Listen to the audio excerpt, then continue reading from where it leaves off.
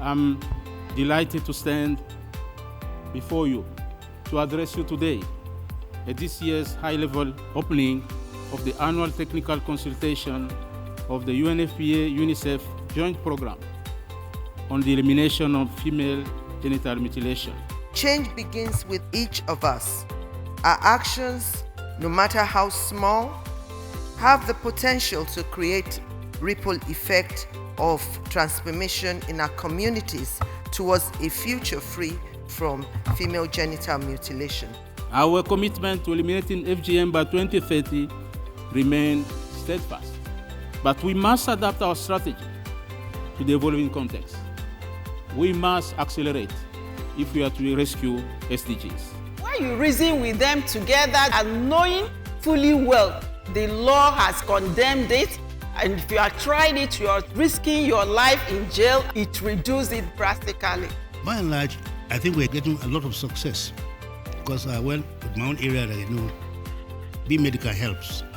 You bring all the pictures, like you said, bring the picture either physically or describe it to them, and each one of them begins to realize, maybe we should not do it, maybe we should not do it. So we're winning, but very slowly.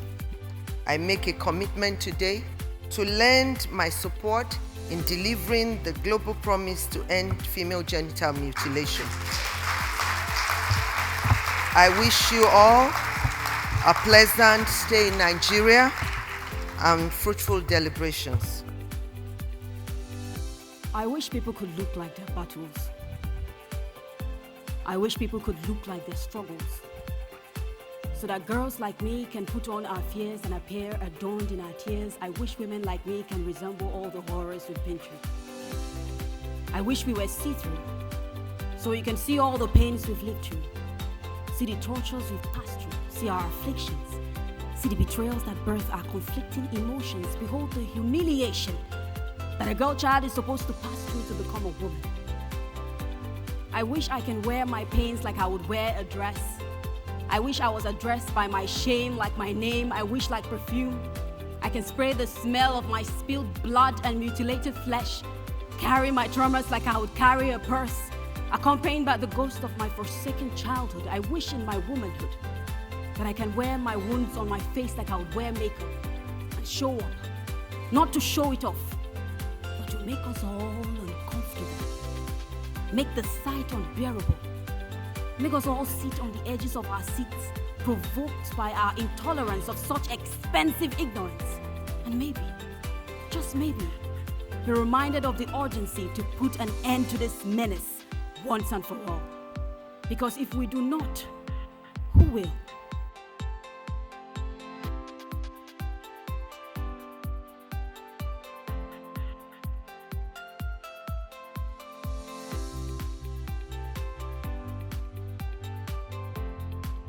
We are going to discuss and focus mainly understanding the concepts and understanding how can we initiate where we don't have movements. Let me start by saying that movement building takes a lot of time, and the Kenyans would understand better when we talk about marathons. So we're talking about several marathons here.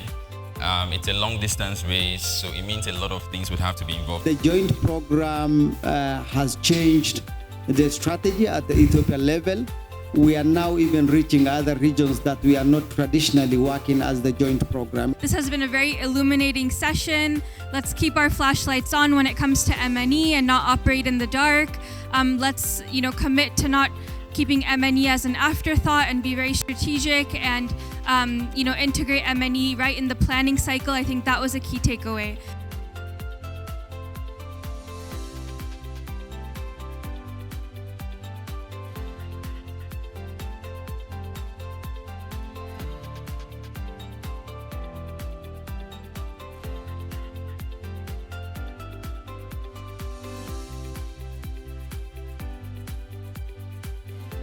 This has been just full of lively, great conversations.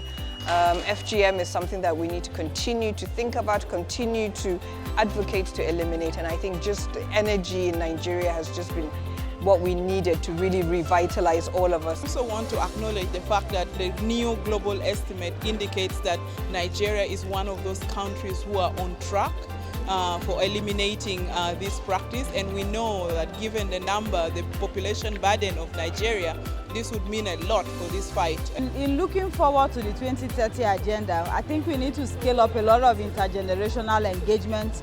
More movement needs to be built with young people, especially survivor-led movements, bringing more young people on board to be able to take up this campaign further. The technical consultations are always a great platform to share experiences, learn from each other, and discuss how we can further accelerate efforts, learning from different experiences, different countries, and then making sure, that we have enough evidence, we have enough tools, and different approaches that we can utilize in our programs back in our countries. So our approach is that we, at the highest level, which is the decision makers level, would support the alliances or the champions with information that they need. We will equip them with our tools, we would sensitize them, but also organize advocacy meetings at different levels. Primary target audience for us will be the community elders, and we have to identify secondary target. Could be alliance with other community not practicing in FGM. And then we will build our advocacy messaging, build on religious and cultural value, and show them evidence why the practice is bad. Key things that I hope we'll all just walk out with is accelerate. We have to accelerate. This bike has to accelerate. It means increasing the scope, maybe the scope of how we are implementing, maybe reflecting how we can rethink and implement things. So as we move, we need to measure, and we need to measure frequently and improve as we go.